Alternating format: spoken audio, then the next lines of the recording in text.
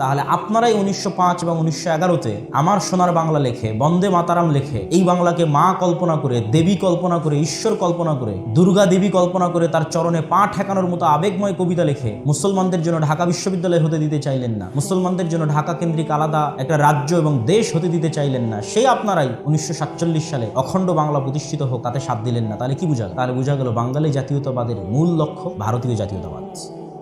কিন্তু দুঃখজনক হলেও সত্য যে আজ যেই জমিদার বাবুরা ঢাকা কেন্দ্রিক বাংলার বিরোধিতা করেছিলেন, ঢাকা বিশ্ববিদ্যালয়ের বিরোধিতা করেছিলেন, তাদের রচিত হিন্দুত্ববাদী অখণ্ড ভারতের কল্পনায় রচিত অথবা অখণ্ড বাংলার কল্পনায় রচিত সঙ্গীতকেই আমাদের দেশের জাতীয় সঙ্গীতে রূপান্তর করা হয়।